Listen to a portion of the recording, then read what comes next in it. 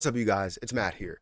So earlier today, at about 8 o'clock, it went from 8 o'clock to about 10. We had a live stream on DJ Trev's channel. Feel free to go and check that out.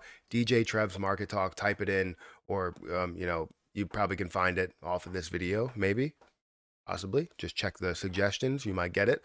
But we had a live stream on his channel, and it was fun, right? 2 hours. We talked to Master Elmo behind the Elmo ERC project. And I like that position. It is a deflationary position to where they burn a lot of Elmo, and they've proven to do that.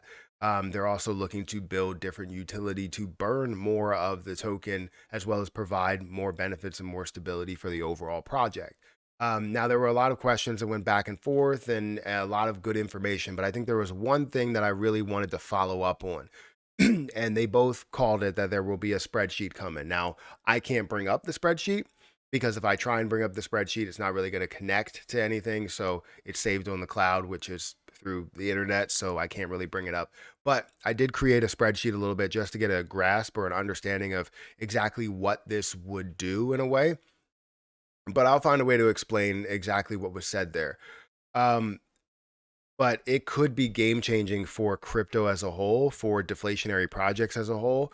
It could be an absolute game changer. So, guys, hit the like button, hit the subscribe button, hit that notification bell for more videos like this one. Also, make sure you guys check out some of the links down below. It does help out the channel. And if you guys want to follow me on Twitter, follow me on Patreon at Perry8K. You can follow me over there. Don't forget about some of the links that are in the description for KuCoin, for Crypto.com, for Webull, for Coinbase, whatever the referral link is down there. If you want to start trading cryptocurrency, feel free to check those out. Now, if you want to buy Elmo, there's two places you can buy Elmo, which is Uniswap. You can have a certain wallet, so Coinbase wallet. You can have MetaMask or Trust Wallet, and you can buy directly on Uniswap, or directly on Coinbase wallet, but or you can buy on Bitmart as well. So feel free to go and check that out if you guys want to research it a little bit more, or just get your feet wet into the position. But let's talk about this big thing, this big announcement that they ended up making during this live stream. Now, we had a long chat, a long discussion about Elmo and the future and what they're looking to do here, the exchanges, and 10% here and 5% there, and worried about more popular exchanges than just trying to push towards, I guess, less popular exchanges, or just trying to get the 10%. So big conversation. But there was an announcement that was made, and this announcement was surrounding a new thing that they're doing. Right, it's something brand new with that I haven't seen in any other project. DJ Trev said he may have seen it, the idea somewhere else, and I did not see the idea anywhere else.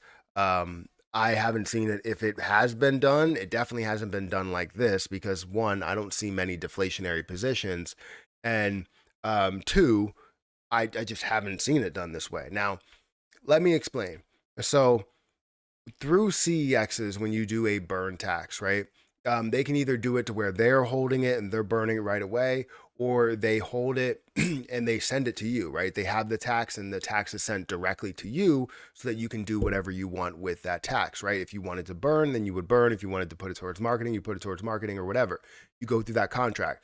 Well, that's the idea that you have with Bitmart right now, where 5% of the 6% fee goes to the team, the Elmo ERC team in USDT. And once they get that USDT, they would end up buying Elmo and burning it off. Now, this concept was built, I guess, because of that overall mindset rather than them burning it off directly. You have Elmo ERC that's going to be burning it off. So, what would be a better case scenario to provide a benefit somewhere else? So, first, you have NFTs that are going to be launching for Elmo ERC. I don't know exactly when. They don't have a date, nailed down in any way, but they do have the NFTs there, and the NFTs are going to have a large benefit. That large benefit is going to come from those coins that are going to be purchasing Elmo. So what they would essentially do is they would build a platform to where they can take that USDT if you're looking to sell your Elmo on the decentralized network, if you're looking to sell it on a DEX, you would sell it using this platform, connect your wallet, sell it using this platform, and then you would end up getting the USDT back in your wallet. Now, you would still have to go the route of moving it in order to fully off ramp it into your bank account. And I don't know if they can find a way to get that done in a way. Maybe they can, but you would receive the USDT and then your Elmo would go to the team. Now, what they would do with that Elmo is they would end up burning it just like they were going to do. So instead of them buying from, another CEX or buying some from, the DEX volume or liquidity pool, they're buying directly from the investors and giving the investors a little bit of a benefit. So when they buy from the investors, there's going to be no fee that's associated with it, from what I understand. There's going to be no 10% tax that happens on the DEXs if you have an NFT. So if you're one of the, I think it's 1,000 or 2,000 NFTs, however much they do, if you're one of the 1,000 NFT holders, well, now you can have this larger benefit of not being taxed within that position as you decide to sell. And it goes through this portal.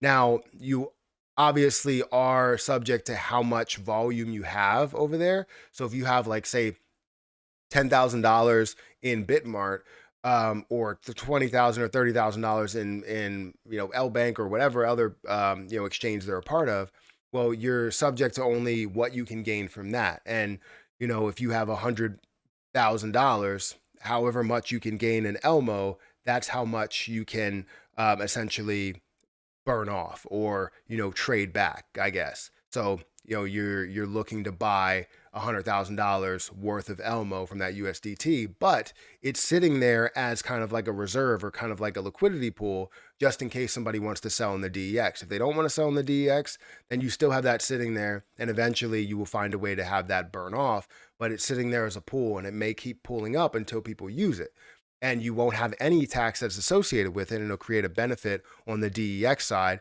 creating more DEX volume, which essentially could change the game for everything. Now, I've been trying to find a gap within this, and honestly, I don't see a gap at all because, and I'm sorry, I can't show you this on the screen. I wish I could show you it, but I can't. But I couldn't find a gap at all because if they are receiving that tax, right, in a form of dollars, you're getting your stable coin that you wanted to get if you were going to end up selling it or converting it anyways. Well, now you're converting it directly to the team who is then going to burn it. So they're not touching the liquidity by buying from that liquidity and then burning it. They're leaving that liquidity alone as a whole. And then what you're doing is taking from the investors, giving them the money that they needed without a tax at all, and now you're able to burn off that supply. So honestly, this is a game changer. It looks like something that is fully closed. I don't see any gaps. If you find any type of gap and you have a question, feel free to let me know, because I want to try and I always try and find the worst case scenario. That's how I roll. If I find the worst case scenario, then it only gets better from there. But it seems like I can't find a bad scenario here because it seems like a great idea, and no other position could do this because there's no other position that has that one-sided tax that they have. And if they do have a tax, it's a very small tax on both sides of the transaction. So honestly, I want to see how this really works. I can probably say that the gap that you may see is more on the ETH fees that you still would have to pay. But no matter what, you have to pay those either way. So it's not really something that's going to change. Anyways, this could be pretty big. Again, I'm sorry I couldn't show you anything on the screen, but I did build a spreadsheet. It's a very small spreadsheet just to kind of give you a little bit of a picture. It's always great to explain it with a visual, but I think you can probably grasp where I'm coming from here. Let me know if this is a good idea, because I think, Elmo just continues to try and innovate, continue to try and, change the game when it comes to cryptocurrency and deflationary model tokens. So anyways, guys, hit that like button, hit that subscribe button, hit that notification bell for more videos like this one. Also, make sure you check out some of the links down below. It does help out the channel. And if you guys want to follow me on Twitter at Perry8K, you can follow me over there. Don't forget about some of the other links that are in the description as well. If you guys want to check out my KuCoin, check out my Coinbase, Crypto.com, Webull, and you want to be a part of it over there, you want to be referred over there, then feel free to go ahead and check that out there. I'm kind of waiting for this to unfreeze because my computer is kind of frozen, but I know that I'm still talking and I know that it's still going through the motions. So I'm waiting for it to unfreeze so that I can click the stop recording button. But I guess I'm just going to be sitting here talking to you until that actually happens. And when it does, it'll be abrupt and I will end the video. But honestly, I think what they are doing, what Elmo ERC is doing, and I know I make so many videos for them now, and being a part of the team may mean that, you know, it may feel different to some people, but it's honestly a position that I've been looking for when it comes to a deflationary model. I mean, you don't have many of those. You don't have any of those, honestly. You have some that are deflationary, but don't really do it in a massive way, right? So, anyways, guys, I'm gonna try and press this stop recording button, and hopefully it stops recording. But hit the like button, hit the subscribe button, and I'll catch you in the next one. See ya. See it hit live.